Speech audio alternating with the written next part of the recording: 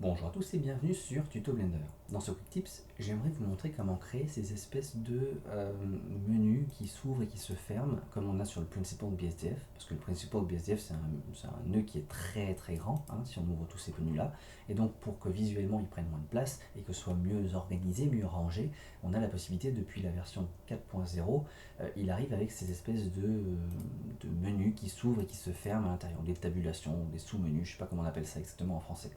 Eh bien, on peut faire ça nous aussi. Alors, nous, quand est-ce qu'on crée des nœuds? On ne crée pas des nœuds, mais on crée des groupes de nœuds en général. Ça permet de mieux organiser notre arbre nodal. Donc là, si j'ai ces trois nœuds qui sont sélectionnés, je peux faire CTRL-G et je crée un nœud dans lequel j'encapsule en fait ces trois nœuds-là.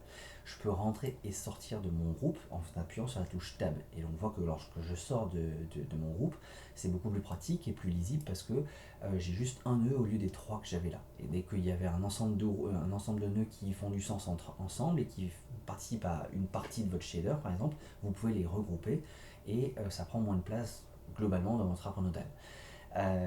Et on voit aussi que ce groupe de nœuds, je peux le customiser comme je veux. Donc je peux rajouter des entrées, rajouter des sorties, et s'il devient trop gros, eh bien, je vais pouvoir le réorganiser, notamment en termes d'entrée ou de sortie, en créant ces espèces de menus déroulants et qui peuvent se dérouler ou se refermer. Donc je retabule pour entrer dans mon groupe et là je peux faire ce que je veux avec. Donc je me fiche un peu de l'intérieur de mon groupe. Moi ce qui m'intéresse c'est le groupe d'entrée ou de sortie.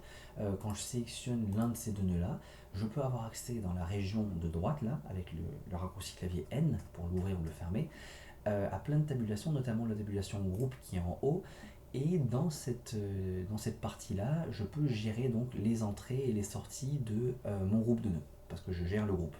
Je peux faire plus pour rajouter des entrées, des inputs, ou rajouter des outputs. Donc je vais rajouter plein d'inputs, parce que pour l'instant j'ai rien à venir organiser dans un menu déroulant. Et lorsque j'en ai plein ici, on voit que je peux retabuler en dehors de mon groupe de nœuds. Et là, j'ai plein d'entrées qui servent à rien parce qu'ils sont reliés à rien après.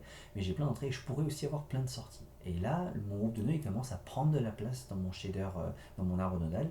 Si je veux qu'il soit plus lisible, mieux organisé et qu'il prenne moins de place, je peux retabuler à l'intérieur et venir ici rajouter non pas une entrée, non pas une sortie, mais rajouter ce qu'ils appellent en anglais un panel, un panel.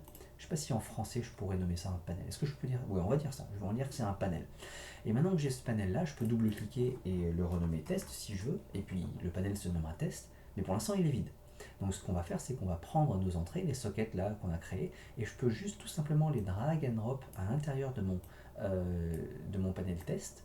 Et voilà. Et donc là, j'ai créé mon panel, mon nouveau panel avec les sockets dedans. Et ça marche très bien, ça se voit pas ici, mais lorsqu'on sort et qu'on tabule en mode en dehors du groupe, je peux avoir mon panel ici que je vais ouvrir et refermer et avoir accès donc du coup à mes différents sockets. Ça peut encore plus aider à mieux organiser votre arbre nodal. Non seulement vous avez fait des groupes pour réduire le nombre de nœuds visibles en fait, mais en plus vous pouvez réorganiser les entrées et les sorties de vos groupes.